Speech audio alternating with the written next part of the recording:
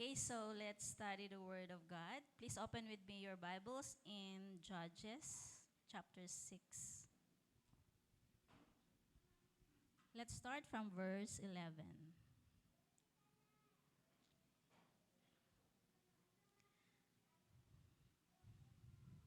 Okay, so basahin ko po muna dito po sa New King James and then let's read it mamaya sa NIV.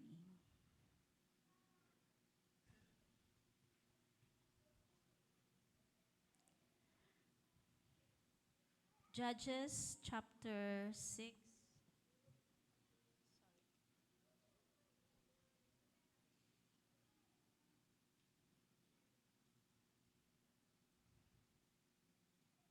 Verse 11 hanggang 16.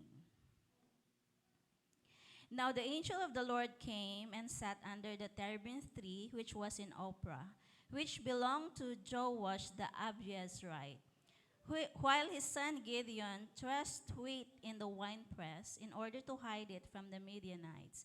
And the angel of the Lord appeared to him and said to him, "The Lord is with you, you mighty man of valor." Gideon said to him, "O my Lord, if the Lord is with us, why then has all this happened to us?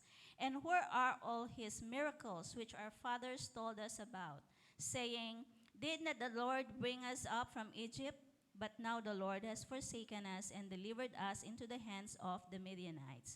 Verse 14, then the Lord turned to him and said, "Go in this might of yours, and you shall save Israel from the hand of the Midianites. Have I not sent you?" So he said to him, "O my Lord, how can I save Israel? Indeed, my clan is the weakest in Manasseh, and I am the least in my father's house." Verse 16, and the Lord said to him, "Surely I will be with you, and you shall defeat the Midianites as one man." Okay, so let us pray. Father, we thank you for the reading of your word. We pray, O God, that may you send forth your Holy Spirit upon us, that we may understand, O God, the deep things of your word. And Father God, let your name be glorified as we study your word today. Father, we thank you. This all we pray in Jesus' name. Amen. Okay, so last Sunday ay inaral po natin on how to live out our unique being. Okay, so hindi lamang po yung pinag-usapan po natin na being, but our unique being. Dahil ang bawat isa nga po sa atin na though we are the children of God, we are created in the image and likeness of God. At tayo nga po, our very being in general ay we are the children of God. Sabihin mo nga sa iyong katabi, anak ka ng Diyos. And of course, as children of God, ay meron po tayong unique na pagkaka-create. Yung isa siguro magaling magluto, yung isa naman magaling maghugas ng plato, yung isa naman ay magaling magutos, di ba? Okay, so iba-iba po ang mga pagkaka-create ng Panginoon sa atin. Okay, so we are created unique. And we have that very special skill or ability na ibinigay sa atin ng Panginoon, or in short, yan po yung tinatawag po nating our unique being. Okay. So, ngayong araw ay aralin po natin how to live out our being and how to be a mighty warrior kapag na-discover na po natin yung atin pong true identity or our true being. Okay, so dito po sa papag-aralan natin ay ito pong buhay po ni Gideon. Okay, so in the book of Judges, kaya po siyang tinawag na Judges ay during these times, ang mga taga-Israel ay wala po silang leader. Okay, so kung noon ay tinawag ng Panginoon si Moses to lead them, and then Joshua to lead them, and then sa panahon po na ito ay wala po silang leader dahil nga po doon sa kanilang katigasan ng ulo. At kaya naman ay titingnan po natin kung ano po yung naging role ni Gideon dito po sa mga taga-Israel. Okay, so dun po sa verse 1 ng chapter 6, pwede po bang basahin po natin? Okay. Sa NIV.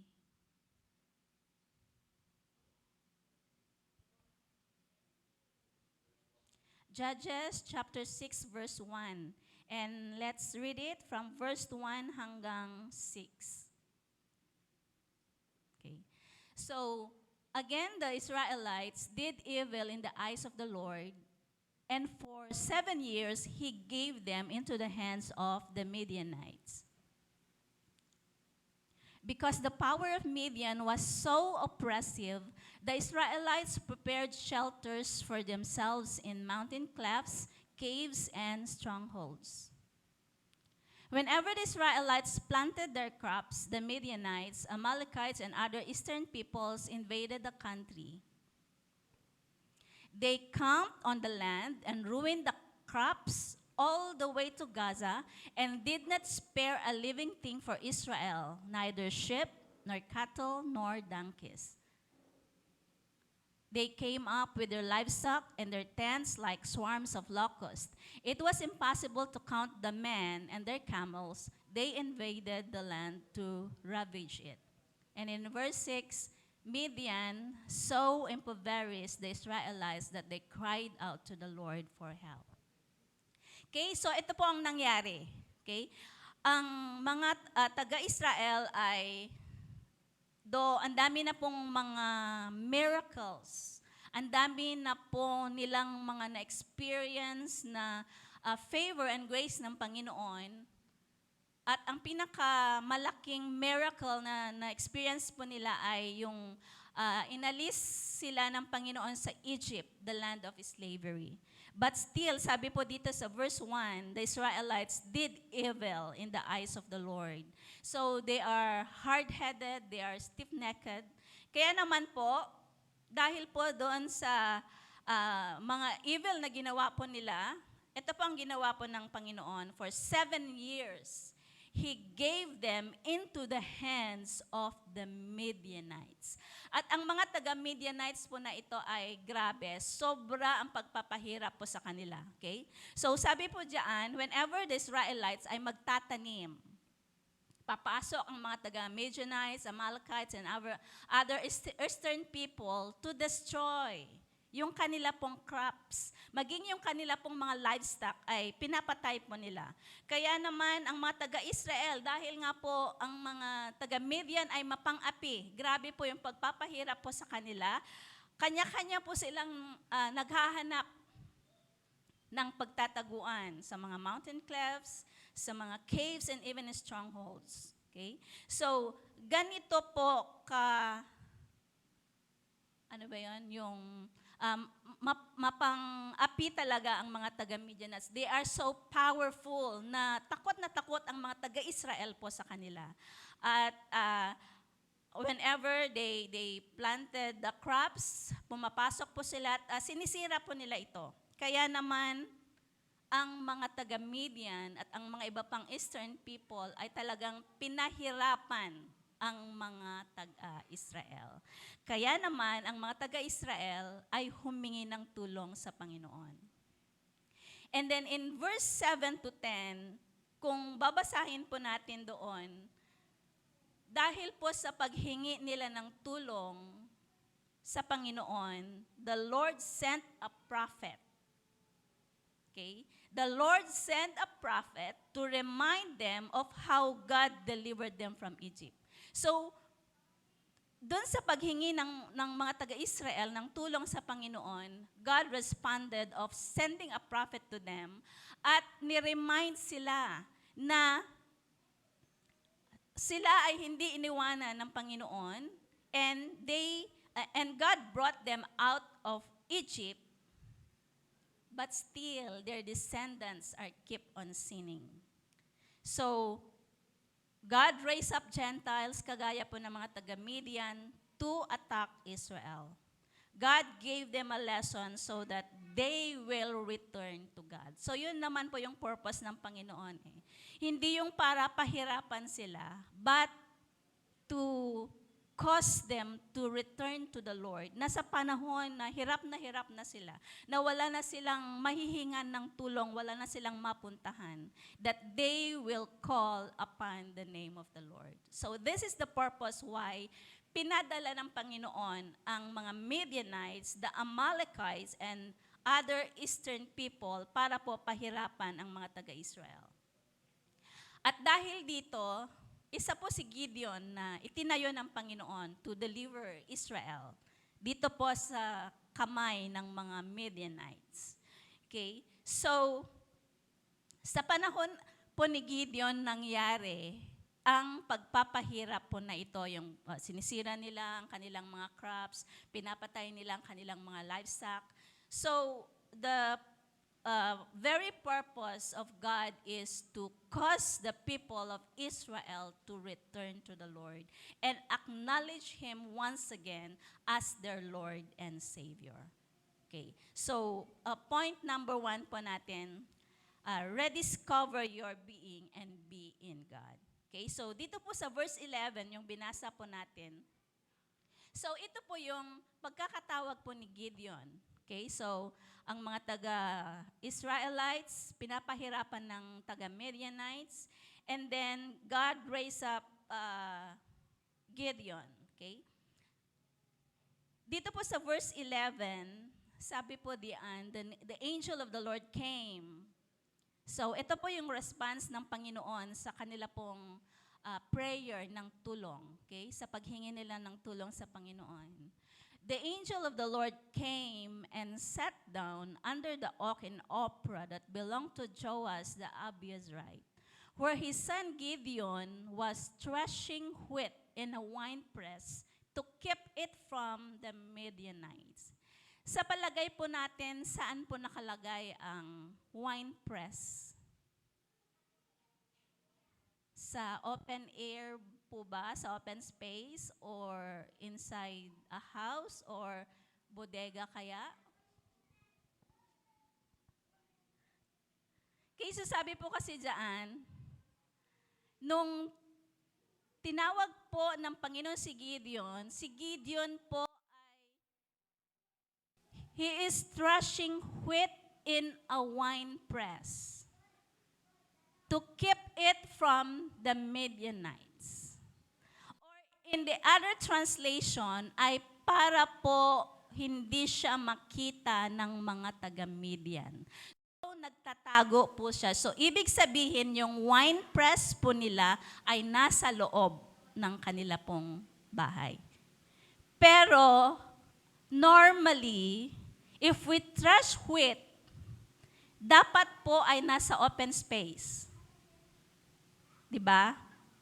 Yung threshing wheat ay yung paghihiwalay po nung palay ng may laman at saka nung walang laman. So kailangan po ng air para po yung walang laman na palay ay maihiwalay doon sa may laman. Pero tingnan po natin yung ginawa po ni Gideon. Doon po siya sa wine press. Doon po niya ginagawa. So sa palagay po ba natin, madali yung kanyang paghihiwalay ng may laman at saka wala? So because of great fear, si Gideon po ay nagtatago. Okay. So in his lowest point ng kanya pong buhay, of course, with that great fear in his heart, ay ano po ba yung palagay po natin na naiisip po niya? So parang takot na takot siya. Iniisip niya na wala siyang magawa kapag inatake siya ng mga taga-Midian ay hindi niya kayang labanan sila. Okay? So ito po yung sitwasyon po ni Gideon nung tinawag po siya ng Panginoon. But in verse 12, sabi po diyan, when the angel of the Lord appeared to Gideon, he said, "The Lord is with you, mighty warrior."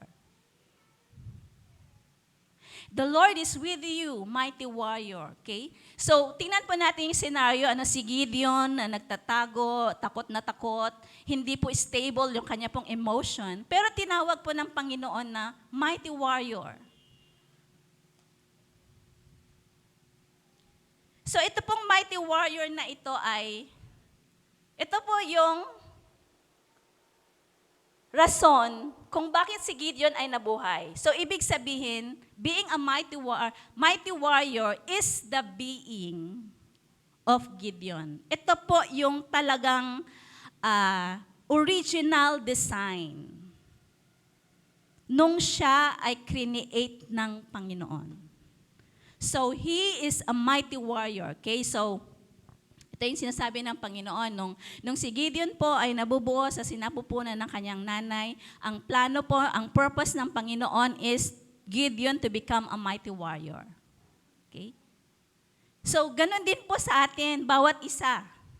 Meron tayong purpose kung bakit naririto tayo ngayon. We are listening to the Word of God, we are studying the Word of God, kung bakit mula nung tayo ay naipanganak hanggang sa ngayon ay nagkaroon tayo ng mga trainings, ng mga seminars, o kaya ano ba yung mga courses na kinuha po natin. So God made us this way because God has a purpose. Meron siyang gustong ipagawa po sa atin. Kagaya po ni Gideon, he is a mighty warrior. Pero kung titingnan po natin yung estado ng kanya pong buhay, nung siya po ay tinawag, masasabi po ba nating mighty warrior siya? Nagtatago, in great fear, mighty warrior. So parang opposite yata. Okay? So, maging din po sa atin, we need to discover our true identity, our being. Kung ano ba talaga yung purpose ng Panginoon, why we are here.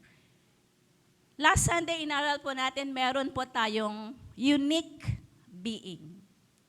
Meron siguro sa atin, magaling kumanta, magaling tumugtog, yung iba naman ay magaling sumayaw. So, yun po yung being natin. But of course, ano po ba yung being? It must be a godly being na ibinigay po sa atin ng Panginoon. So, ito po yung kahit nakapikit tayo, ay kaya nating mag-multiply o kaya nating mag-add. Kahit nakapikit tayo ay kaya nating, ano po ba yung mga ibinigay sa atin ng Panginoon na parang andali lang nating gawin. So ito po yung atin pong being. Ito po yung pagkaka-create sa atin. Di ba naririnig natin, ang galing mo naman, ganito. Yan ang pagkaka-create sa akin. Okay, so ito po yung atin pong being. So now as we study this word, let us pray that God will help us to discover kung ano po ba yung being po na ito, na ibinigay po ng Panginoon. Okay? So, sabi ko nga kanina, being is something godly that God had put in our lives. Everyone is different. Everyone is unique. Meron po tayong kanya-kanyang pagkaka-create. Okay? So, ito po yung being po natin. Okay? So, ito po yung gustong-gusto po nating gawin. Paano kung ang gustong-gusto nating gawin ay matulog? O kaya kumain? Godly po ba ito? Laziness is not a godly being. God wants us to find our being because God wants us to know His creation in us. Okay? So, we will know our being or our identity when we are in God.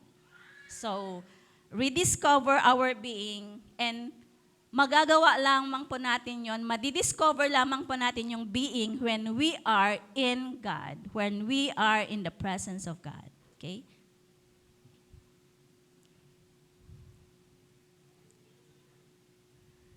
But, if we are not in the presence of God, okay, so ito po yung pagkakaiba.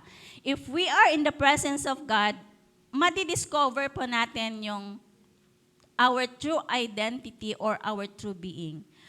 But if we are not in the presence of God, we will look our being in a worldly perspective.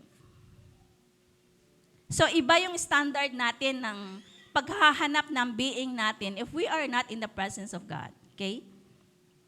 We'll chase the standards of the world to define ourselves. Ito siguro yung pagkakatawag ko.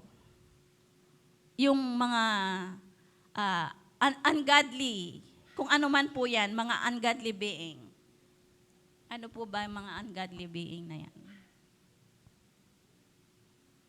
Yung sinabi ko kanina, yung gustong-gusto nating matulog or gustong-gusto nating walang ginagawa.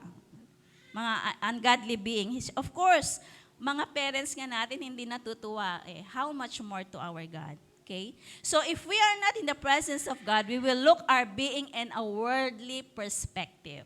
Mamamali po tayo in finding our being. Kaya naman, we must be in God or we must be in the presence of God. If we are not in the presence of God, we'll chase the standards of the world to define ourselves, and that is not our true being. Kailangan pong nasa presensya po tayo ng Panginoon to discover yung sinasabi po niya doon na He created us in His image and in His likeness. Ang atin pong Panginoon ay ang dami po niyang mga pagkatao. He is our creator, He is our redeemer, our refuge. Ang dami pong pangalan ng atin pong Panginoon. So saan po ba tayo doon? Diba? We are created in His image and in His likeness. So yun nga po, we have to be in the presence of God in order for us to discover our true being. Okay. There are two hindrances in finding out our being. Una po ay our difficulties or our struggles. And then number two is yung atin pong inferiority complex or yung feeling of inadequacy. Yung sinasabi po, may pinapagawa po sa atin, hindi ko kaya. Hindi pa po natin trinatry, pero sinasabi na po natin hindi natin kaya. Okay? So ito po yung dalawang hindrances in finding out our being. Okay, so doon po sa una, let us overcome our difficulties or our struggles in God's presence. Okay? Doon po sa verse 13 of chapter 6 ng Judges.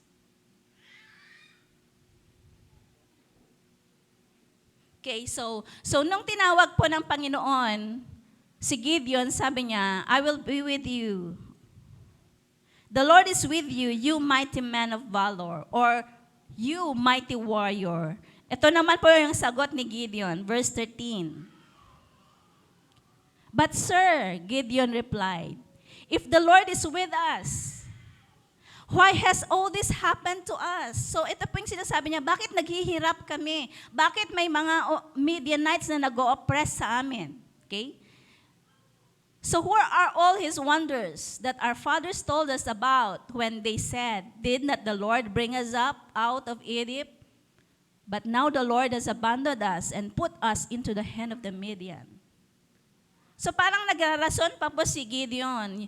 Sabi niya, the Lord be with you, mighty warrior. Sabi niya, mighty warrior ba ako? Sabi niya, pero bakit? Sabi niya, but sir, if the Lord is with us, bakit ganito ang nangyayari sa amin?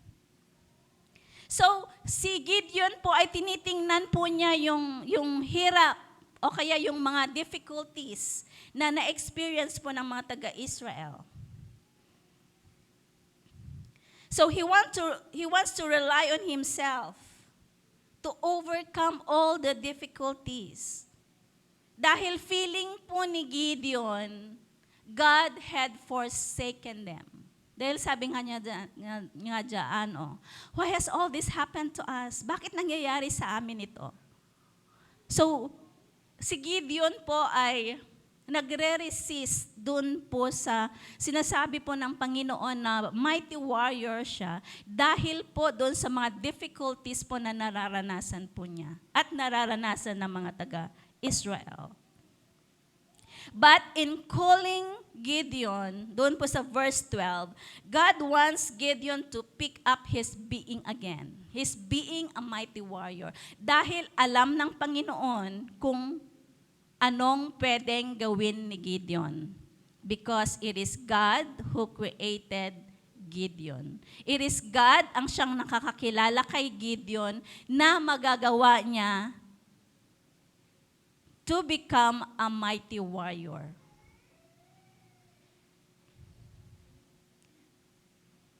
So God wants Gideon to pick up his being again and assured him that the Lord is with him. Okay? So makita po natin doon po sa verse 12, sabi niya, the Lord is with you, mighty warrior. So ibig sabihin, hindi po magiging mighty warrior si Gideon kung wala po ang Panginoon sa kanya. Okay?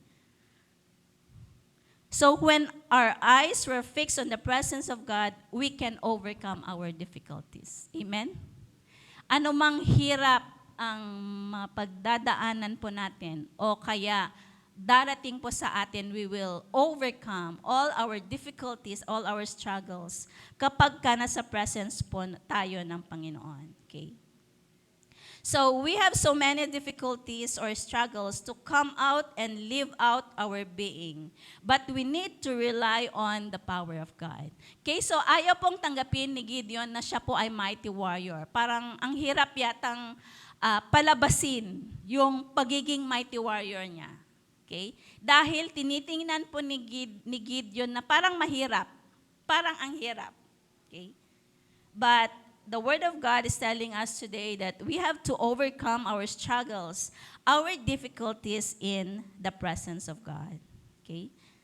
So, yun po yung unang hindrance in finding out our being. Yung parang ayaw nating itry.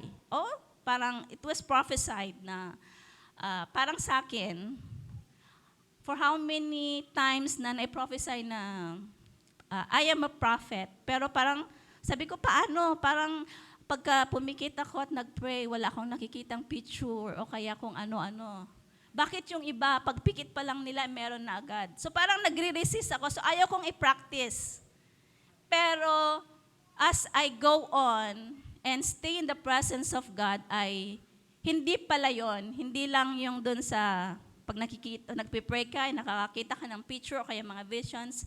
But nakikita ko yung gift na ito in doon po through dreams. So doon naman ako pagka nag-dream ako ay talaga naman na ito ay nangyayari. Okay? So yun naman yung gift na binigay sa akin ng Panginoon. Okay? So let us overcome our difficulties, our struggles in God's presence. Kapag ka sinabi ng Panginoon that you will be like this and you will be like that, let us have faith and exercise it. At maniwala po tayo na ibinigay nga po ito ng Panginoon sa atin. In order for our being to come out. Dahil hindi po natin maipapamuhay ang atin pong being kapag ka hindi po natin alam kung ano po ito. Okay, so yan po yung number 1, hindrance, and then number 2, our inferiority complex or our feeling of inadequacy. Yung di ko kaya attitude, o di ba? Yung sinasabi natin na hindi ko, gawin mo to, mag-prophesy ka, mag-preach ka ng word, mag-pray ka, hindi ko kaya. Hindi pa natin trinatry na gawin ay sinasabi na nating di na natin kaya. Na-experience po ba natin yon? Yung may pinapagawa sa atin, kahit sa mga magulang natin, gawin mo ito. Di ko kaya. Hindi mo pa trinatry. Sinasabi mo nang hindi mo kaya. Mag-engineering ka, hindi ko kaya. Mag-doctor ka, hindi ko kaya. Hindi pa na, anong year mo na ba? Tsaka mo na lang sasabihin, hindi mo kaya, kapag ka nandun ka na. Pero hindi po natin, hindi naman ipapagawa sa atin ng Panginoon kung alam niyang hindi natin kaya. Okay? So, yun po yung pangalawang hindrance, our inferiority complex, our feeling of inadequacy. So, let us triumph over inferiority complex in God's presence. It is always in the presence of God that we can overcome everything. Our difficulties, our inferiority, yung takot po natin, okay? Dahil in the presence of God ay meron at merong mangyayari because bibigyan tayo ng power and authority ng Panginoon to do all these things. Doon po sa verse 14,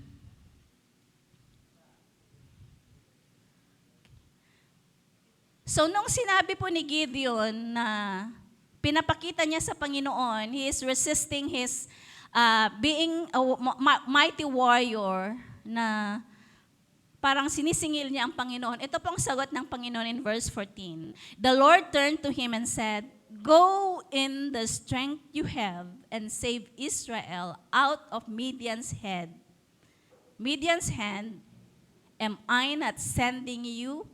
So parang sinasabi po ng Panginoon na pumunta ka. Gamitin mo yung lakas na meron ka. Dahil alam ng Panginoon na ang lakas na meron si Gideon ay lakas ng mighty warrior. Pero hindi po alam ni Gideon yun. Dahil nga, doon po sa fear na kanya pong nararanasan because of his feeling inferior po siya. Go in the strength you have. So parang sinasabi ng Panginoon, alam mo yung lakas mo? Lakas ng isang mighty warrior. Pero si Gideon, parang ayaw niyang maniwala na meron siyang ganong lakas. So ganon din po ba sa atin? Na kapag may pinapagawa sa atin, parang ayaw natin. Dahil parang isip natin, hindi natin kaya. Pero yung nag-uutos sa'yo, kilalang kilala ka niya, alam niyang kaya mo. Yung nag-utos sa'yo ay may faith sa'yo, pero ikaw na may taglay nun ay wala kang faith. So parang yun kasi yung sinasabi ng verse 14 So go in the strength you have. You are a mighty warrior and save Israel out of Midian's hand. Ako ang nag-uutos sa'yo. So parang yun yung sinasabi po ng Panginoon. Am I not sending you? So this is our God who created us. With His image and likeness. Diba? Our God is like a roaring lion. Na nandun yung kanyang bravery to fight for us. In behalf of us. So hindi po tayo uutusan ng Panginoon to do something pag alam niyang hindi po natin kaya. So let us triumph our inferiority complex in the presence of God. Amen? Amen. Okay, so I believe that after this ay marami nang mag-a-arise to become a mighty warrior. Okay, and then verse 15.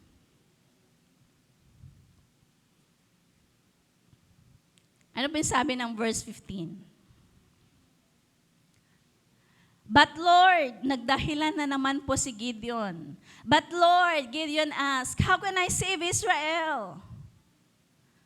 My clan is the weakest in Manasseh, and I am the least in my family. Ang Panginoon na nga ang nagsasabi that go in the strength that you have. Because the strength that you have is a mighty warrior. Pero nagre-resist pa rin po si Gideon. Sabi niya, but Lord, how can I save Israel? My clan is the weakest, and I am the least in the family. So hindi po nakikita, iba po yung nakikita ni Gideon sa sarili niya, at iba din po ang nakikita ng Panginoon kay Gideon. So, makita po natin dyan na talagang takot na takot po si Gideon. When God called Gideon, he thinks he is very tiny to accomplish God's calling. So parang ang liit po ng tingin ni Gideon sa kanya pong sarili. He sees his being the weakest and the least of the family. Pero ang sinasabi po ng Panginoon sa kanya, he is a mighty warrior. Ang tingin ng Panginoon kay Gideon ay mighty warrior. Pero ang tingin po ni Gideon sa kanyang sarili ay he belongs to the weakest clan and he is the least dun po sa kanyang family. So grabe po yung inferiority complex po ni Gideon. He thinks he is poor. Pero actually po ay rich family po sila. Okay? Bakit po? Meron po silang wine press. May sarili silang wine press. Doon po sa mga susunod na chapter, doon po sa buhay ni Gideon, meron po silang 10 servants na tinawag niya nung panahon na pinapatanggal yung mga altars ng mga idols. Okay? So, makita po natin na mayaman. Mayaman si Gideon. So yung nakikita talaga ni Gideon ay very opposite doon po sa nakikita ng Panginoon.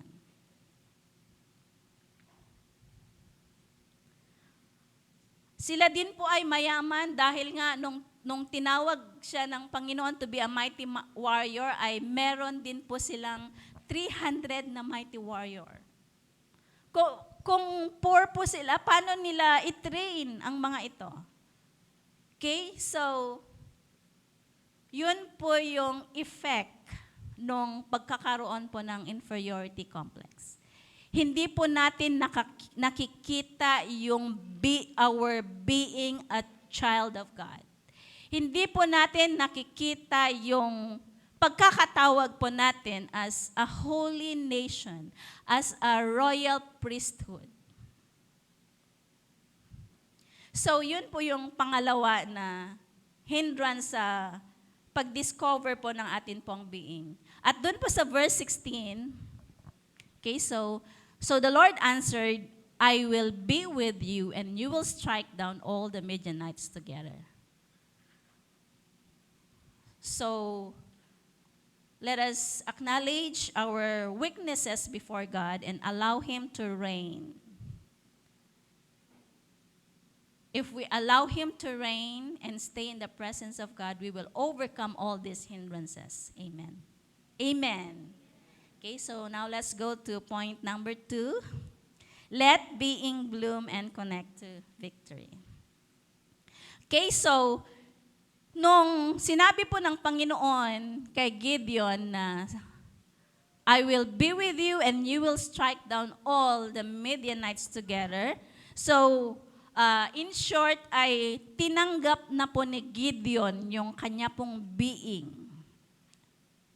So, yun po yung siya po ay a mighty warrior. Okay, doon po sa verse 33 ng chapter 6, so ito na po yung pakikipaglaban na po ni Gideon sa mga taga-Midian.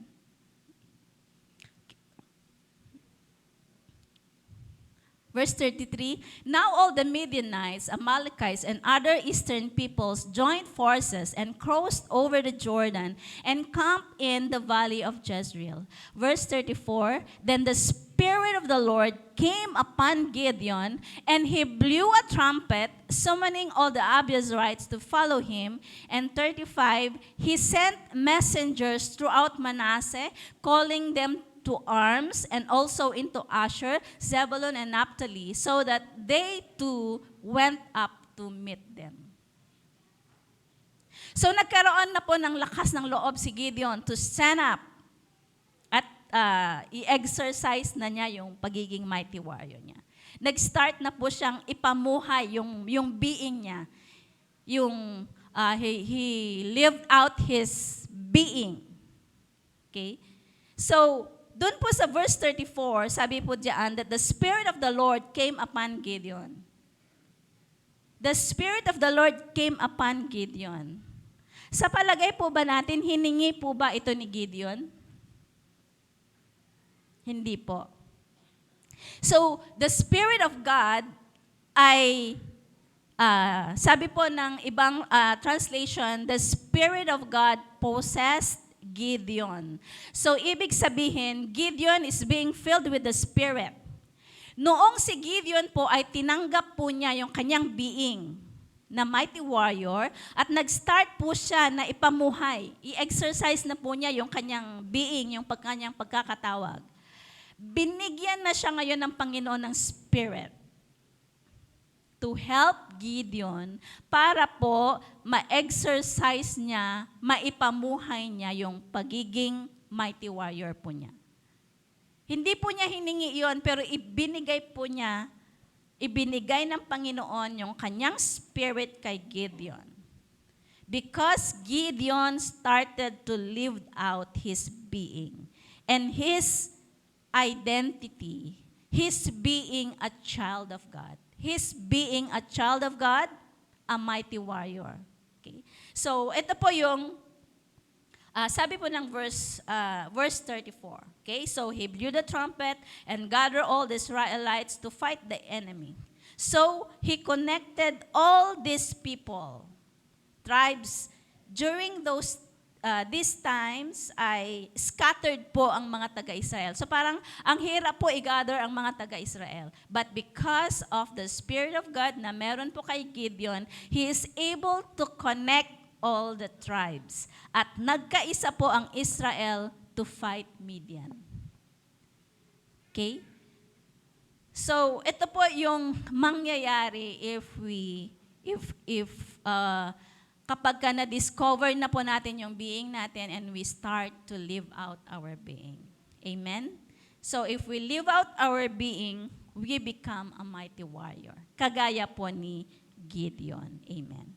At doon po sa verse 28, chapter 8, verse 28. So, ito po yung result nung pakikipaglaban po ni Gideon at ng mga ibang taga-Israelite. Thus Midian was subdued before the Israelites and did not raise its head again. During Gideon's lifetime, the land enjoyed peace 40 years. So this is the victory na nakamit ng mga taga-Israel because Gideon had responded, because Gideon has accepted yung kanyang pagkakatawag as a mighty warrior at tumayo po siya as mighty warrior. Ginamit ng Panginoon si Gideon upang ang mga taga-Israel ay ma-save sa mga kamay po ng mga taga-Midian. So, in conclusion, gusto ko lamang pong i-share yung aking pong testimony about this being. Okay, so when I decided to be serious in my Christian life and committed myself to a church, nung nasa Manila kasi ako, I'm already a Christian pero hindi ganon ka-committed sa church. A-attend ng church, pag ayaw kong umattend, hindi lang, ganon. But I believe that God called me at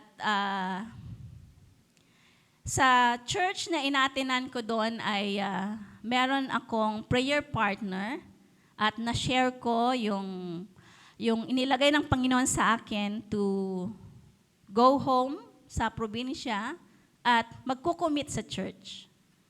So, hindi ko alam na yung prayer partner ko pala na ito ay kapatid pala ni Pastor Dan. At yung tinutukoy ko na church during that time ay yung church na inaatenan ng ate ko. At yun naman, ang pastor doon ay si Pastor Dan at saka si Ate Claire. So alam na nung prayer partner ko na ang church na pagkukumitan ko ay church ng kapatid niya. Pero hindi ko pa kilala si pastor noon. Okay. So, when I went home at nag-commit na nga ako doon sa church nila, church na namin. So, they started to disciple me by bringing out my being that God had given me when He decided to let me live in the womb of my mother. So, at first, they assigned me to lead the worship. because it was engraved in my heart and mind that I am the weakest in the family, yun lagi kasi yung sinasabi ng nanay ko, ako daw yung, sa 5 magkakapatid, ako yung 4th, at ako yung bunsong babae. Of course, kapag kabunso, wala akong ginagawa dahil may mga nagluluto, may mga gumagawa ng trabahong bahay. So, my mother said na ako daw yung weakest sa family. So, dahil dito sa yung isip na ganito na ako yung weakest, kapag ka andyan ng mga ate ko, wala na, nakaupo lang ako doon, wala akong ginagawa. Okay? So, when they started to disciple me at i-assign na ako sa ministry, meron akong great fear in my heart na nagmamanifest. Nakakatawa dahil kapag yung spirit ko talagang very much willing, pero yung boses ko ayaw lumabas. So, na-experience ko yun for how many times na kahit nasa stage na ako, nagli-lead ng worship, because of great fear, very inferior, walang lumalabas na boses. But still, hindi sila nag-give up sa akin na, syempre, hindi na sana nila ako gagamitin, di ba? Pero, nandun pa rin na patuloy nila akong dinedisciple. And then, maliban sa worship leading, they started to assign me to preach God's Word. At ang unang training ground ko ay dun po sa Upper Kalinga. Yun po yung nakwento ni Pastor Dan, na after sa office, nag-work kasi ako noon sa provincial capital. Sa Friday, magta-travel na ako papunta doon. And then, meron lang kasing part na inaabot po ng sasakyan. So, I need to walk 1 or 2 hours with maputik. At ang putik ay hanggang doon sa ankle. Doon sa ankle ko.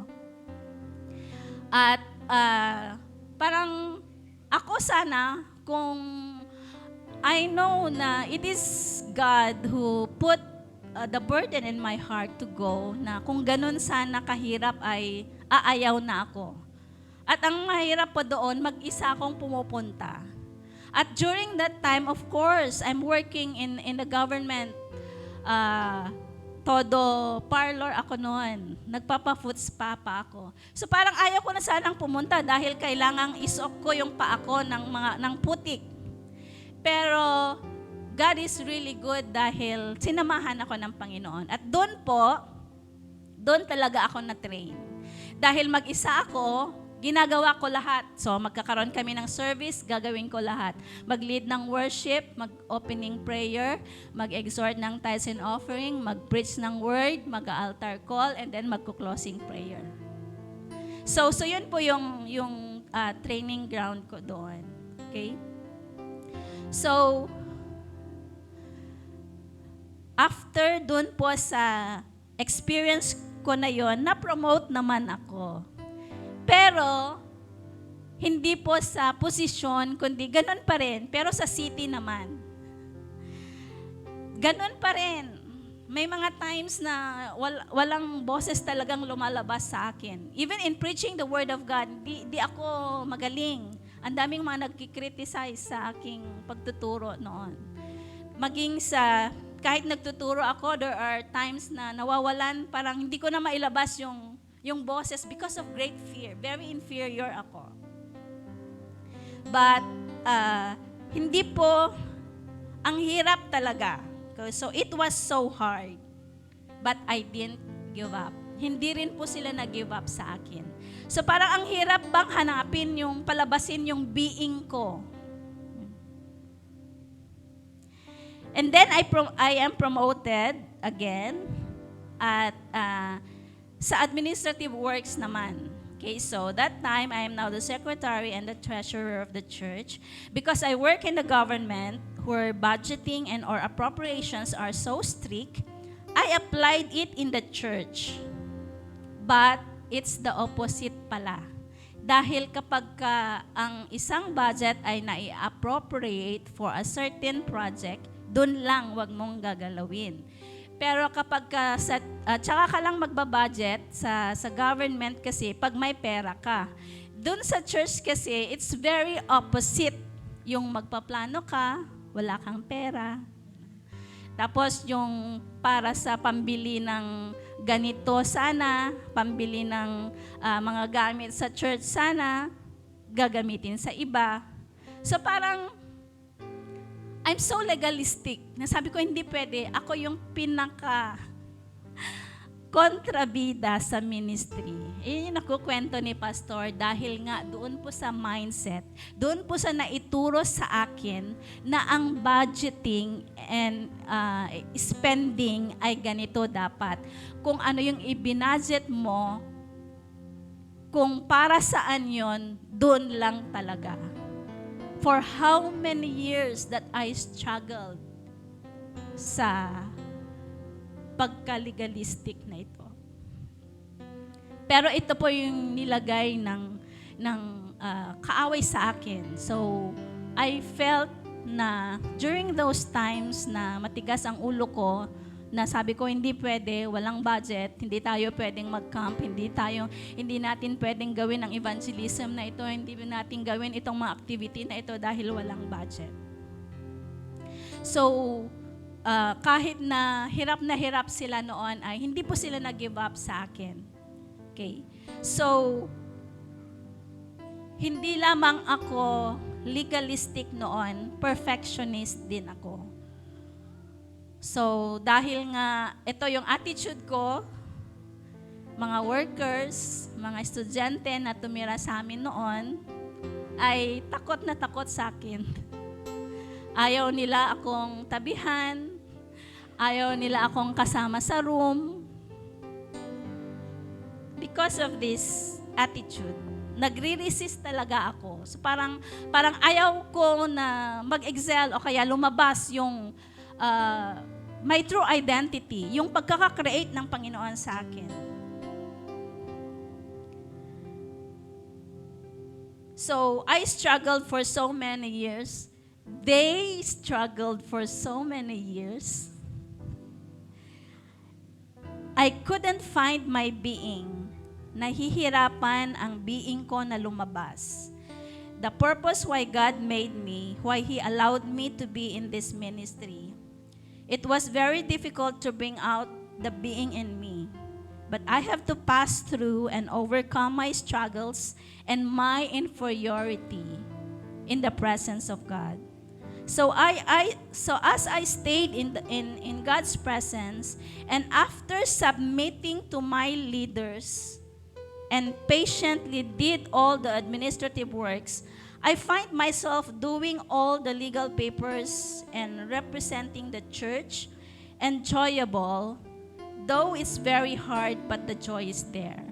So ngayon, nakikita ko na yung aking being, after na in-acknowledge ko yung aking mga weaknesses, at I gave up yung pagka-legalistic ko at saka pagka-perfectionist ko, I found my being a frontliner of the church. I always represent the church sa anumang agency, in a government or a private institution, whatever papers, anuman yung mga isi-secure na mga licenses, ay though mahirap gawin yung mga requirements, but still I find myself doing all these things with joy. So, I believe na ito po yung being na ibinigay sa akin ng Panginoon, a frontliner or a mighty warrior. And I just want to take this opportunity before I give the mic to Pastor to say sorry for all the years na nahirapan po kayo sa akin in your discipleship sa akin. And I really praise God because the being na binigay ng Panginoon sa akin ay eto na, I'm living it out. And being a child of God ay hindi lamang yung paglabas ng aking being, kundi tinuruan din po niya ako to love God and even to love the people. And that is to accept people that meron at merong weaknesses po ang bawat isa, and nobody is perfect. Only God is perfect. Amen. So, to God be the glory.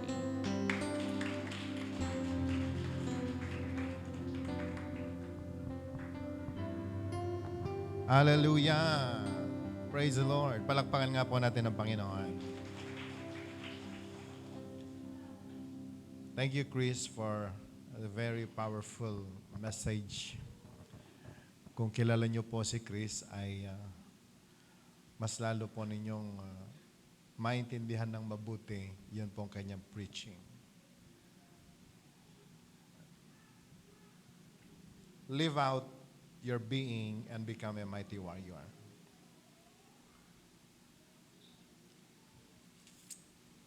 Okay, so lahat po ba tayo excited na maging warrior ng Panginoon? Alala ko po si Kristong araw. Kung anong sinabi po niya, kung ano yung alam niyang tama, kahit mali, yun ho ay tama. At napakahirap po na may kasama ka sa ministry na, alam mo yan, yung nagrigat mo nga iturong ako na dakuma. But you know, nakita ko po kasi kay Chris yung potential na kapag siya ay lumabas sa kanya pong box, she can do great things for God's glory. Ang hirap mo siyang papuntahin sa mission work, lalong-lalo na wala naman po siyang burden sa tao. At ang nakakatuwa po doon, yung galing po siya, nagpa-foot spa, nagpa-pedicure, pagkatapos papupuntahin ko po siya sa mission, talagang agsangit dayta. But anyway, just to tell you, my brothers and sisters, this is discipleship. Can I hear amen? Lahat po tayo ay merong being. Ginawa tayo ng Diyos for a very special purpose. And that purpose is to give Him the glory. Ang buhay po na ito, ginawa ng Panginoon, ibinigay niya sa atin dahil meron siyang nais i-accomplish sa atin. Sabi mo nga sa katabi mo, merong nais i-accomplish ang Diyos sa buhay mo. And that you need to discover kung ano po yung purpose na yan. Ano yung gusto ng Diyos sa buhay mo. Ewan ko kung naintindihan natin mabuti, yung sinasabi po ng chapter 6, especially of verse 11. Pwede po ba natin ipakita sandali before we pray? The angel of the Lord came and sat down under the oak in the Ophrah that belonged to Joash the Abizrite, where his son Gideon was threshing wheat in a winepress to get it from the Midianites. Verse 12, ano po sabi ng Bible? Can we read it aloud? When the angel of the Lord appeared to Gideon, he said, "The Lord is with you, mighty warrior." Can we read it again? When the angel of the Lord appeared to Gideon, he said, "The Lord is with you, mighty warrior." Nakakatuwa, no? Si Gideon, very busy na gumagawa ng akala po niya ay tama, agtattaob. Alam niyo yung itsura ng lalaki na agitattaob? Dapat sana trabaho po ng babae yan eh. At pagkatapos, very busy po siya sa paggawa ng kanyang sarili niyang ginagawa. Na alam naman niyang tama at tama nga din naman. Can I hear amen? Pero ang bayan ng Israel nung panahon po na yan, kailangan ng mga warriors. Kailangan ng mga tao na magigiting na gagawa para po ipagtanggol ang Israel. Pero po yung nilikha ng Diyos na mighty warrior, sabali ti ararami din na. Yun pong dapat sanang man of valor, iba ang kanyang ginagawa. Very busy sa kanya pong marketplace na ginagawa. Mabuti na lang at ang sabi po ng Bible, the angel of the Lord visited him. At sinabi niya, Gideon, the Lord is with you. Sabi nga po natin, the Lord is with you. Pagkatapos idinugtong po niya, mighty warrior. Parang sinabi po nung angel na, alam mo ba na may napakalaking Diyos na makapangyarihan sa'yo?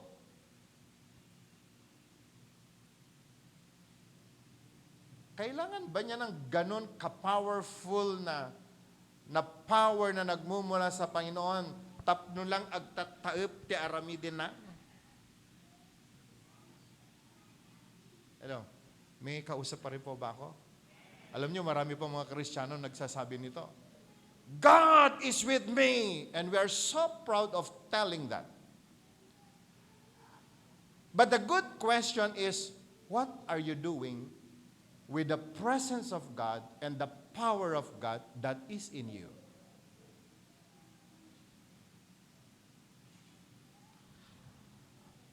Para pong isang machine,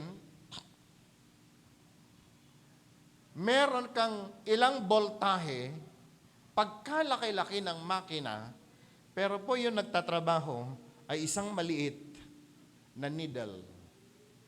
And you will accomplish little things in spite of the big power na meron po tayo. Now listen to this, brothers and sisters. Alam niyo po ba na meron pong dalawang kingdom na po pwede pong puntahan ng tao? That's the kingdom of God and the kingdom of the enemy. Are you still with me? The kingdom of God, na siya yung gumawa ng langit at lupa and everything therein, na kinakailangan pong i-manage, na kinakailangan pong ipanalo. And there is also what we call the kingdom of the enemy, at kasama po doon, the kingdom of the world,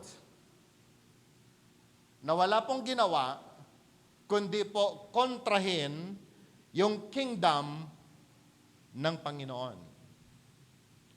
And Matthew chapter 6 verse 33 says that we the people of God, we need to seek first God's kingdom. Can I hear amen? Na ang dapat mong unahin araw-araw sa buhay mo is the kingdom of God. Sabi nga po natin, kingdom of God.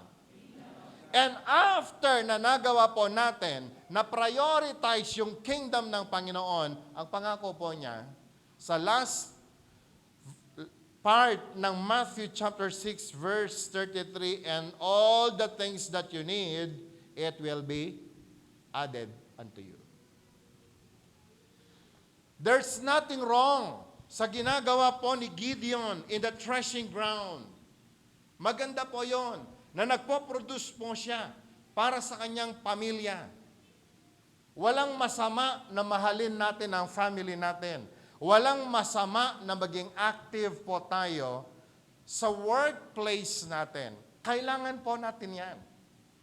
But no, my brothers and sisters, meron po tayong mas malaking calling. And that is to seek first God's kingdom. Ang ipanalo po natin ang kingdom ng Panginoon.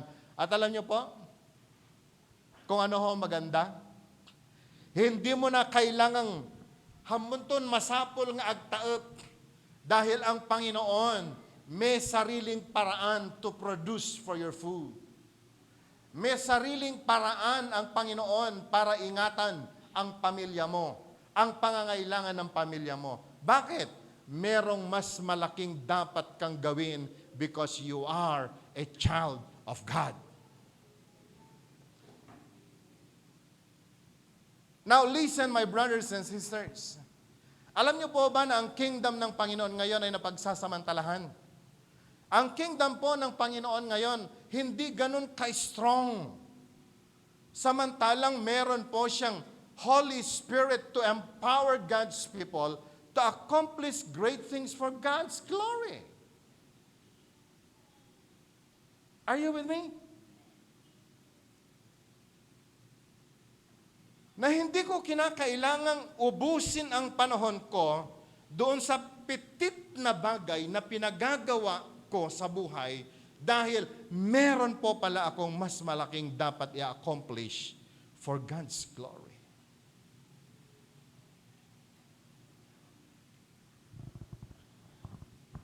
Very busy po si Gideon. Biglang dumating yung anghel. Ano sabi ng anghel sa kanya? The Lord is with you. Mighty warrior. May kausap pa rin po ba ako? Siguro nakita nung angel ang laki ng muscle niya. Machong-macho.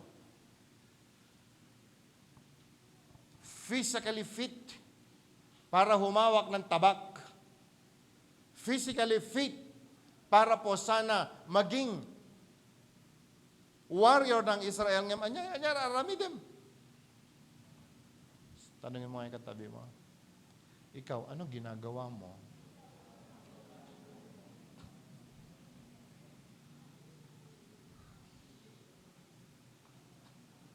Kaya nung nakita ko po si Chris, dumating po si Chris sa amin nung araw. Pero naimarites na sa akin nung aking kapatid, Kuya, yung aking prayer partner pauwi dyan. Magko-commit daw dyan sa Tabuk. Anong pangalan? So nabanggit niya po sa akin pangalan, hindi niya alam na yung kanyang kapatid ay sa aming church nagsisimba. Hindi niya rin alam na siya, sa bahay pala din namin siya titira. So nung dumating po siya, nakita ko yung itsura niya, very slim, skinny, nagkutong, kanayon nga nakakita diya baba. So hindi niya alam na tinanong ko na anong background niya, anong natapos niya, anong ministry niya. Pero nung dumating po siya, meron pa ako nakitang mighty spirit na nasa kanya. Kaya nung kinakausap ko po siya, can you lead us sa worship? Pumasok na po ang mga back-uppers, hindi pa siya nakapasok. Umulit na po yung chorus, wala pa po siyang sign. Ako po yung gitarista nung araw, so kinakailangang i-adjust ko po yung gitara para lamang sa kanya. Ilang taon yun?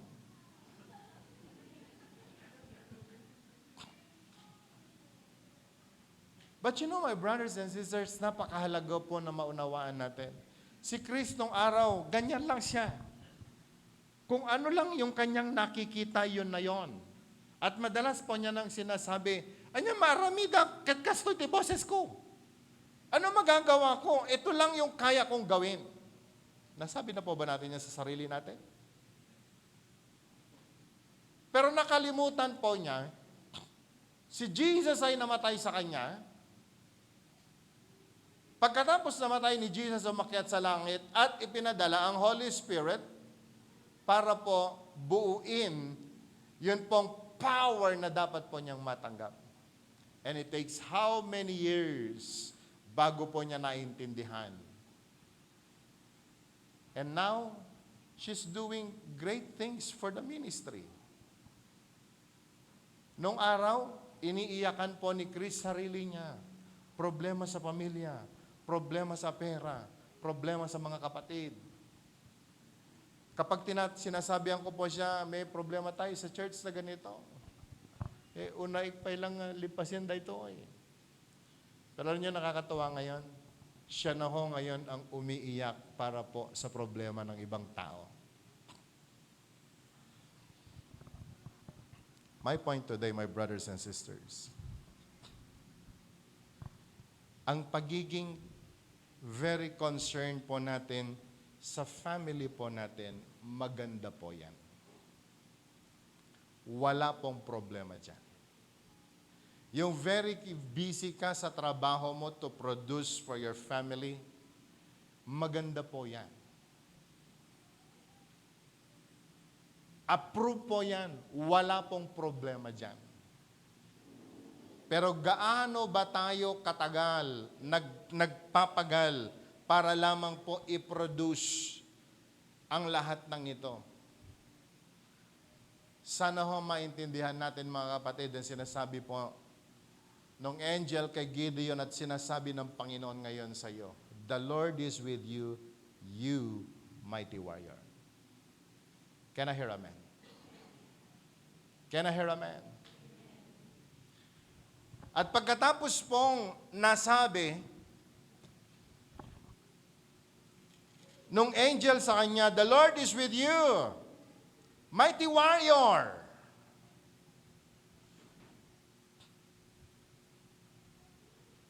Marami pong pagdadahilan si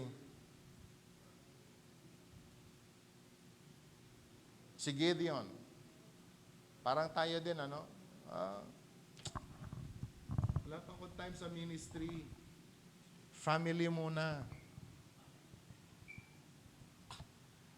Alam niyo, nakakatuwa po minsan sa atin, ano, we're so busy on so many things na parang ang dami na nating na-accomplish para sa Panginoon. Akala natin ay yun na yung kabuuan ng pagkatao natin. Akala natin ay yun na yung kabuuan ng calling natin. Can I hear amen? Marami pong mga magulang, yung anak, paggising sa umaga, yung anak, bago natapos ang maghapon, yung anak, natulog na ng gabi, yung anak pa rin ang nasa isip, di ba?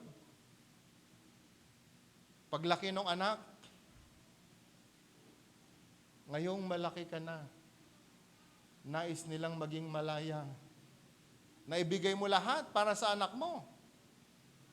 Pero alam mo, hindi natin kayang kontrolin ang mga anak natin. Laging meron pong kulang. Alam niyo po kung bakit?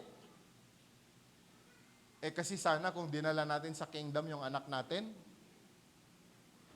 palagay ko si Lord ang magpo-provide ng pangangailangan ng mga anak natin. Are you with me? Can I hear amen? Can I hear amen? Alam mo bang mas magaling mag-provide si Lord para sa anak mo kaysa sa sayo? Alam mo bang mas magaling mag-provide ang Panginoon para sa asawa mo kaysa sayo? Tandaan natin ito mga kapatid. May mas malaking pagkakatawag ang Panginoon sa atin. Huwag mong ubusin ang oras mo sa mga maliliit na bagay na sinabi ng Panginoon, kaya niyang ingatan ang lahat ng yan.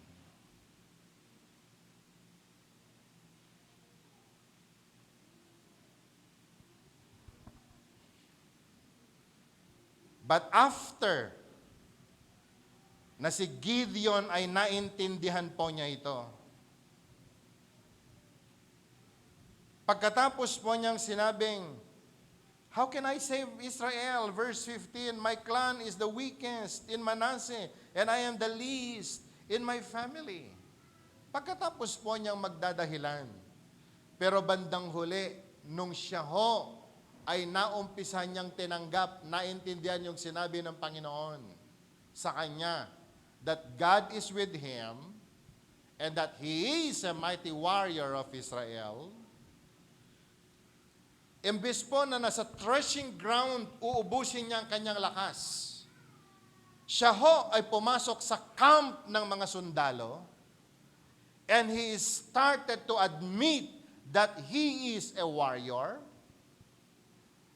At imbes po na busy sa threshing ground ang kanyang gagawin, naging very busy po siya sa gyera na dapat po niyang ipanalo.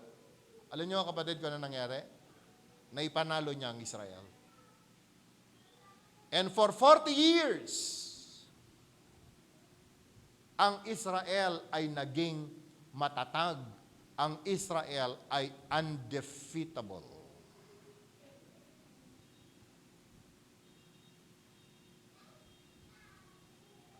Listen very carefully, brothers and sisters. Maging kayong lahat na nakikinig sa preaching po na ito. To us parents, oftentimes we fight so much for our family dahil gusto po nating ipanalo ang pamilya po natin. But at the end of the day, makita po natin ang family po natin defeated pa rin.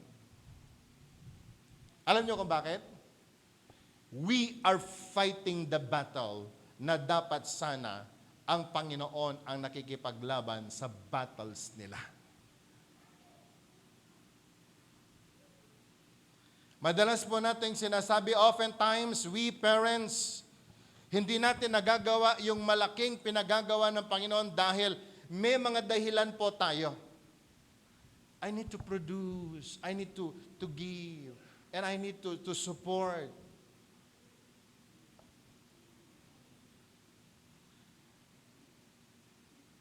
Makinig ho tayo mabuti. Kung minsan kaya po hindi nakakakilos ang Panginoon sa family po natin because we are the ones giving everything for our family. Do you get my point?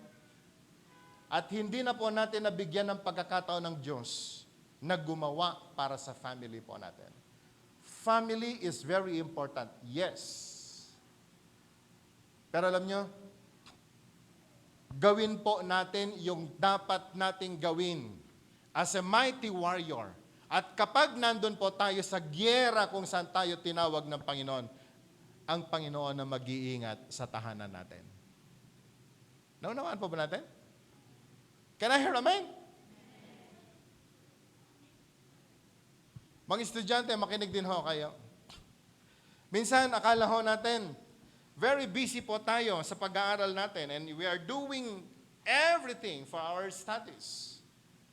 Na kung minsan pati yung calling, yung kingdom ng Panginoon ay naisasakripisyo po natin, hindi natin nagagampanan dahil akala po natin, ito kasi, may pag-aaral akong ginagawa. Pero tingnan niyong mabuti, baka naman pagdadahilan lang yan. Nag-aaral ka, pero totoo ba? O may ibang dahilan pa? O may kasama kang nag-aaral? Kaya nga, tuwan-tuwa po ako nung nakita ko yung mga kapatid natin sa SWAT eh. Oh, sabi ko, may mas malaking picture kaysa pag-aaral lang. Naikwento po sa akin, meron pong prayer request na nailagay sa box. Ang prayer request niya ay ganito, sana buhay pa ako next semester.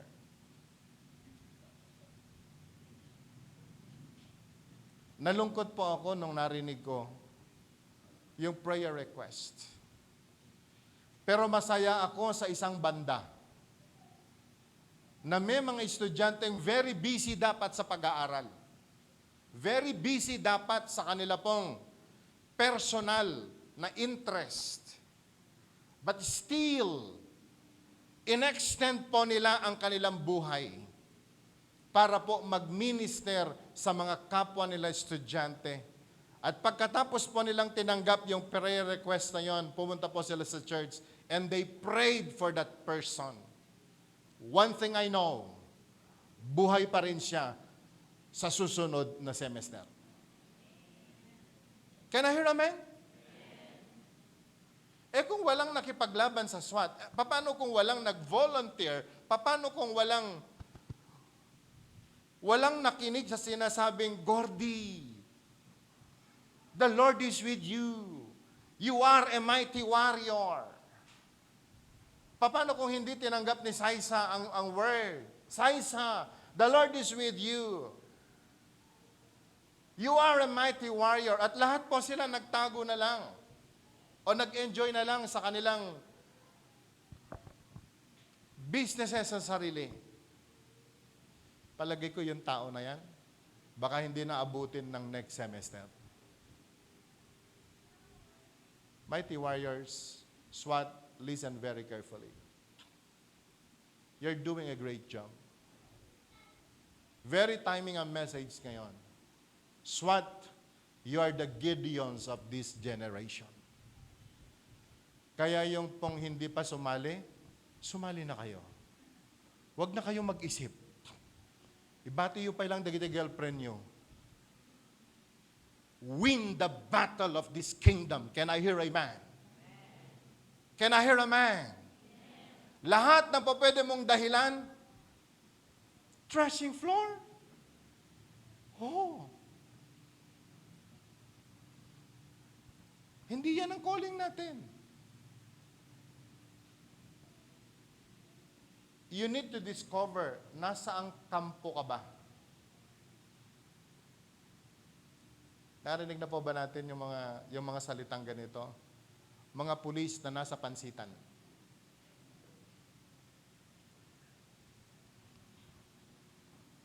Naka-uniforme, dalang baril. Na indes po sana na i-perform yung kanila pong tungkulin para ipagtanggol ang bayan, nasan po sila? Parang Kristiyano po yan. The Holy Spirit is with me. The Lord is with me. Oh, very good. Pero anong ginagawa mo? Tanungin mo yung katabi mo. The Holy Spirit is with you? The Lord is with you? Pero tanungin mo siya, anong ginagawa mo?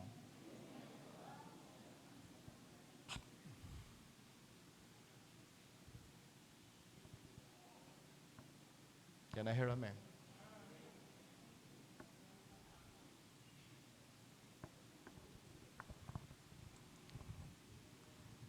Lahat tayo gusto natin ng comfort zone. Are you with me? Lahat po tayo gusto po natin ng mapayapang buhay. Pero alam niyo, isang bagay na naintindihan ko. Every 3 o'clock, ginigising po ako ng Panginoon. At 3 o'clock, kinakailangan ko ng gumising. At nag-umpisa na po ako nag-pray isa-isa. Pinagpe-pray ko po kayong isa-isa. Yung iba, hindi ko kilala kayo sa pangalan ninyo, pero mga mukha po ninyo, memoryado ko po yan. And I see to it that I pray for you every day. Yung every day, yung may mga araw po na hindi ko magawa, ginigising po ako ng Panginoon. Ganyan din ang sinasabi niya sa akin. You mighty warrior, you need to fight the battle of your people. Kaya hindi po pwede pong hindi ako mag-send ng words sa inyo. Kung hindi po ako makapag-send, ibig sabihin nasa biyahe po ako, o kaya hindi ho maganda ang aking pakiramdam. 3 o'clock to 4 o'clock a.m. Ang nakakatuwa, merong iba, pagkatapos po nila tinanggap yung word na nanggaling sa akin, sinesend din po nila. Alam mo, you are a mighty warrior fighting the battles of others. Isang bagay po ang naranasan ko. When we fight the battle of God, God will fight for our battles. So nagtagumpay po si Gideon. At alam niyo po mga kapatid, sa araw po nito, bago po tayo umalis sa lugar po na ito, many of us, we are very busy. Congratulations, may ginagawa ka sa buhay mo. Pero sana, yung pagkakabisihan po natin, kasama tayo sa kingdom ng Panginoon. For the promise of the Lord is, if we seek first God's kingdom and His righteousness, all the things that you need, it will be given to you. Are we all excited? Can I hear amen?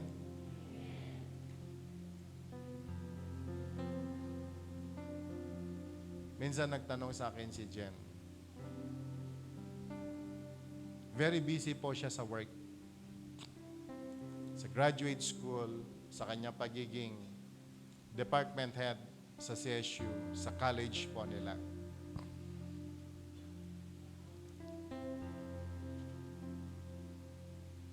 Sabi ko, Jen, isa na lang kulang sa'yo.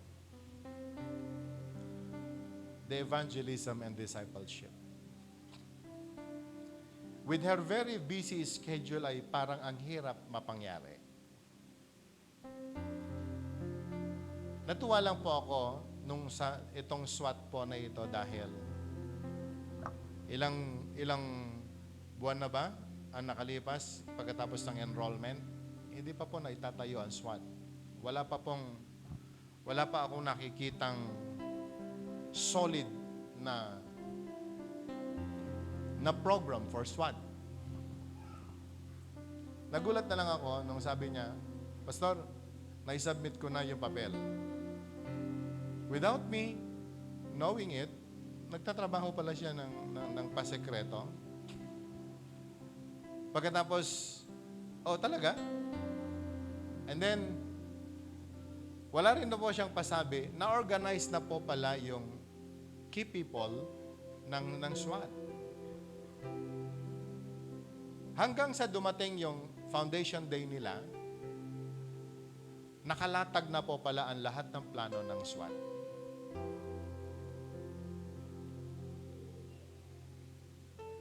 Nalaman ko lang na meron po pala silang battle na kinakaharap nung tinanong niya ako, Pastor, saan kaya tayo pwedeng humiram ng tent?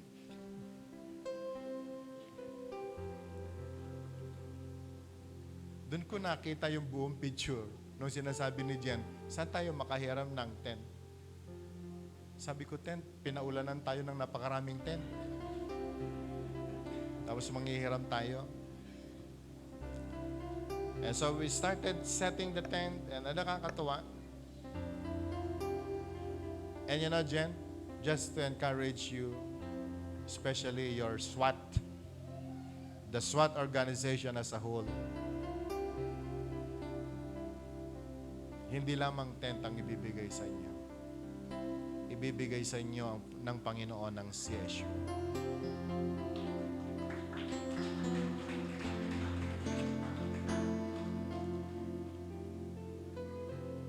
Brothers and sisters, may mas malaking battle na dapat po nating ipanalo. Can I hear amen?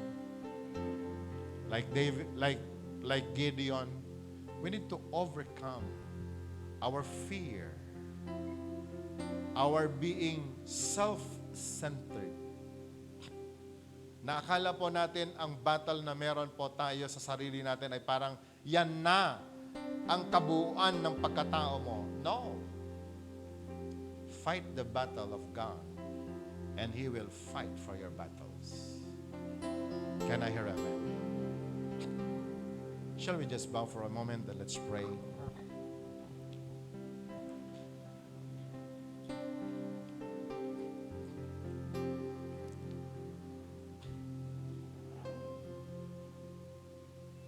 When Gideon was so busy in the threshing floor,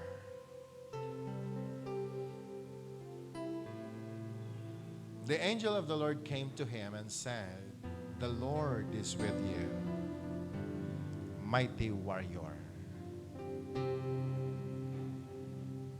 Maybe some of us here were busy so many things.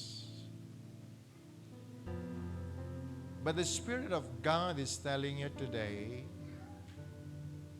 the Lord is with you. You, mighty man of war. God is calling you. Seek first His kingdom and His righteousness. May battle kung saan ka tinatawag ng Panginoon, a greater battle, and that is His kingdom. God is calling you to His kingdom. that if you will seek first His kingdom, God will take charge of all your cares. Alam ng Diyos ang pangangailangan natin sa family natin. Alam ng Diyos ang pangangailangan natin and even in our finances, our personal needs. He knows that. You've been giving your best to produce for your family. You've been fighting the battles of your family. But church, no. The Spirit of God is with you. When we start to fight for the kingdom of God, God will surely give us His Spirit. And that Spirit will empower us of keeping, of fighting the good fight of faith. Allow God to give us that Spirit. Panginoon, nakikita mo ang bawat battles sa bawat pamilya na nire-represent namin. Maybe some of us, Lord, some of our family members are sick. And they are very sick. And we're doing our best, Lord, to produce for them, to provide for their needs. But God, we believe, mas may magagawa ka, Panginoon, kaysa sa amin. Maybe some of us here, Lord, nakikita mo ang problema, Panginoon, ng kanilang tahanan. Financially, they are in need, O God. Many of us, we work so hard. Many of us, Lord, we've been doing our best para po may provide ang lahat ng ito. Pero nakalimutan namin, Panginoon, meron kingdom na dapat naming unahin.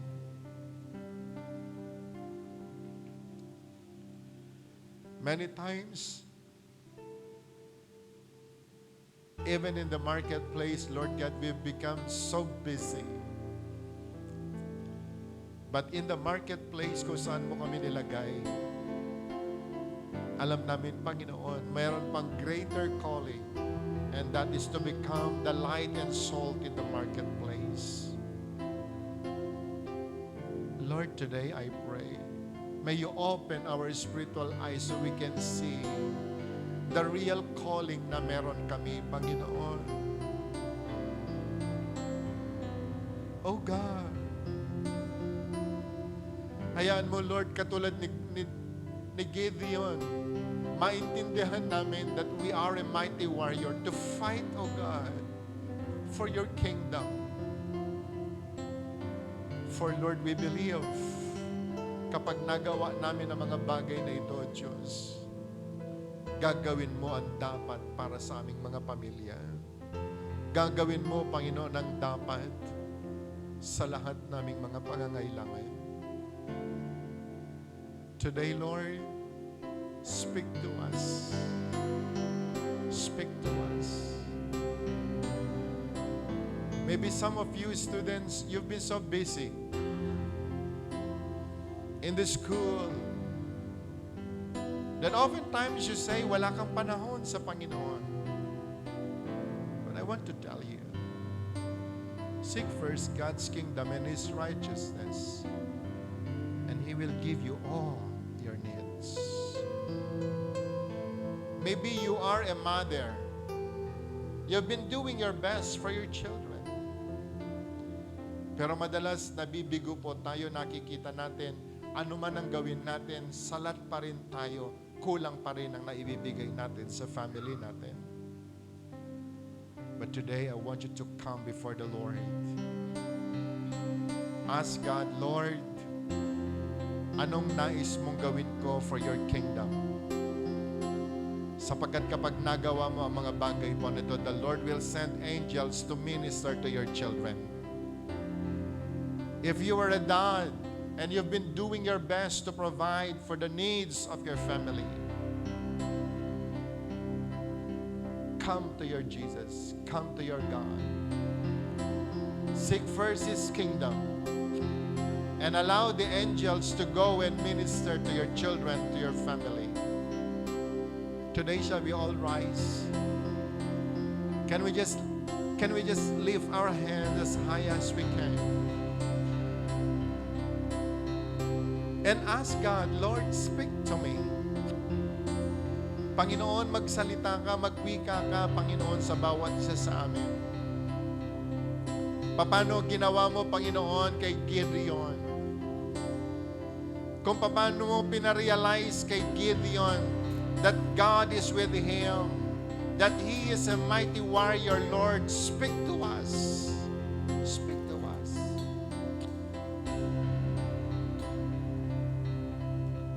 Lord, kung paano mo pinromote si Gideon samantalang napakahina ng kanyang family sa kanyang palagay. And he is the weakest among the family. But yet, you called and you considered him as a mighty warrior. Lord, today, nakikita mo, Panginoon, na bawat babae at lalaki na nakatayo sa iyong harapan ngayon. God, I pray, speak to us. And allow us to see, O God, our being. Allow us, Lord, to realize our being. How you have created us for your purpose. Sapagkat alam namin, Panginoon, kapag nagawa namin ang mga bagay, Panginoon, ay katutuwa mo. Kapag kami, Panginoon, naging delightful sa iyo, sinabi mo, Panginoon, you will give the very desires of our hearts. That even the battles of our families, Lord, you will fight for them. The needs of our families, Lord, you will surely provide for them. God, hindi kami ang Savior ng family namin.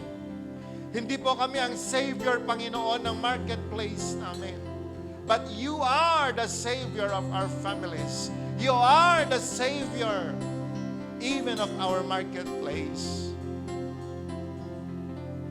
God, bring us, O Lord, in your kingdom and allow us to see the calling and allow us, O God, to respond sa calling na ito. For we believe, O God, mas higit mong alam kung ano po yung best para sa amin. So today, my brothers and sisters, I want you to realign yourself to the very purpose of God.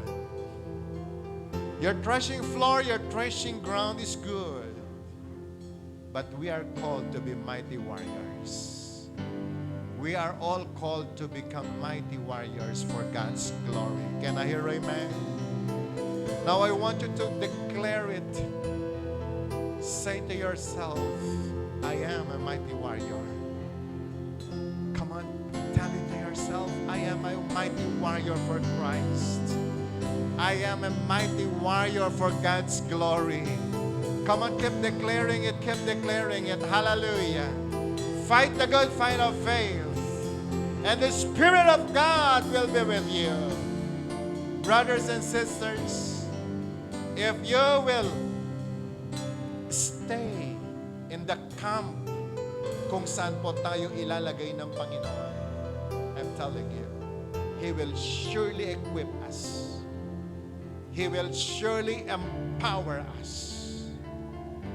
And He will take charge of all ng atin pong mga concerns so that we can win the battle. Lord, maraming salamat even for the very word na tinanggap namin ngayon. In the name of Jesus, in the name of Jesus. Lord God, I pray that may your rema, the very rema of your word, Panginoon, ay patuloy na mag-minister sa amin hanggang sa aming pag-uwi, hanggang sa aming pagtulog. And that, Lord, let this message, let this revelation accomplish great things, O God, in our lives for God's glory. Maraming salamat po, O Diyos, at sa amin pong pag-uwi, samahan mo po kami ingatan. At ang dalangin ko, Panginoon, provide for the needs of your people. Let there be healing, O God, in their soul, body, and spirit. And I declare, O God, that the finished work of our Lord Jesus Christ in the cross ay maranasan naming lahat. And that, Lord God, we will become a blessing as a living testimony, O God, for your glory. Panginoon, maraming salamat. Sa iyo na po namin ibinabalik ang lahat ng papuri, ang lahat po ng pasasalamat sa pangalan ni Jesus. Lahat po ay magsabi ng Amen! Pwede mo ba tayong kumamay ng 5 tao, sabihin mo sa Kanya, you are a mighty warrior of God. God bless you and see you on Sunday.